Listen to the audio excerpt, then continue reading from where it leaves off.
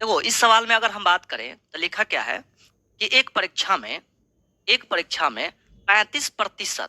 35% छात्र एक विषय में क्या हुए, फेल हुए, मतलब अनुत्तीर्ण हुए। ओके, दूसरा में क्या करता है कि 42% दूसरे विषय में क्या हुए, फेल हुए।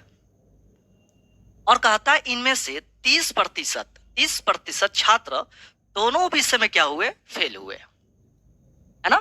दोनों विषय में क्या हुआ, फेल हुए। यहाँ पे क्या बोलता है, अब बताना है आपको विद्यार्थियों की कुल संख्या जो दिया हुआ है, टोटल नंबर ऑफ विद्यार्थी कितना दिया हुआ है, 2500। अब देख रहे हैं कि नहीं देख रहे हैं। तो आपसे पूछा गया है, बताइए केवल एक विषय में कितने विद्यार्थी उत्तीर्ण हुए, मतलब पास हुए। यानी आपको पास की संख्या बताना है, टोटल आपकी संख्या दे रखी है ना। इसका मतलब अगर एज ए प्रतिशत के हिसाब से सोचे तो आप क्या बोलेंगे, 100% का मान कितना दे रखा है, 2500 दे रखा है ना। सब व्यक्ति जान रहा है इस बात को, ध्यान दीजिएगा। लेकिन इसके पहले एक आपको बहुत बेहतर तरीका बताने जा रहे हैं। क्या है कि ऐसे सवालों को आपको हल करने के लिए बहुत सारे व्यक्ति डायग्राम का यूज करते हैं, आप भी यूज करते होंगे। लेकिन मैं आपको एक साधारण सा एक मेथड बताने जा रहा हूं जो कि आप लॉजिकल अप्रोच समझ सकते हैं। देखिए, अगर कभी भी सवाल ऐसे बने आपके सामने तो एक फॉर्मूला दिमाग में रखिएगा। क्या रखिएगा भैया, ये फेल की बात हो रही है ना, तो देखिए आप रखिएगा, फेल बराबर होता है फेल प्लस फेल माइनस क्या हो जाएगा, फेल। आप कहेंगे ये क्या लिख दिए सर। अब देखिए, इसी तरह से अगर आपसे पूछा जाए पास बराबर, तो लिखेंगे पास प्लस पास माइनस क्या होगा, पास। ये डायरेक्ट आपका आंसर देगा, ठीक है, विदाउट डायग्राम का।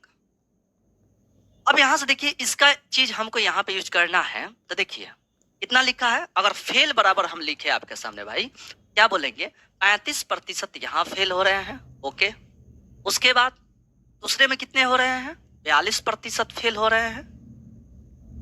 और तीसरे में, यानी तीसरे में बात करें तो दोनों में कितने फेल हो रहे हैं, तो 30% फेल हो रहे हैं। ठीक है भाई, अगर हम बात करें तो 30 में से अगर 35 में 30 घटा तो 5 होगा। अब 5 या 42 कितना हो जाएगा भाई, तो 5 7 यानी हो जाएंगे 47%। ये सब क्या होंगे, ये फेल वाले हैं। तो आप बताइए पास कितने होंगे। आप कहेंगे सर बहुत ही आसान है। क्या आसान है भाई, अगर पास निकालेंगे तो 100 में से क्या घटा देंगे, यही घटा लेंगे, कितना, 47%।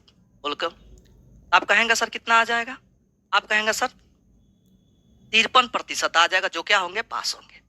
और आपसे क्या पूछा है, पास का ही संख्या पूछा है। तो आप जानते हैं बचपन से ही, क्या जानते हैं सर, कि अगर मैं बोलूं आपसे तो आप कहते हैं कि यहाँ पर देखिए, हम आपको शुरू में बोले थे कि 100% बराबर कितना हो जाएंगे, तो आप कहेंगे सर 25%। कितना हो जाएंगे, 2500 कहेंगे ना।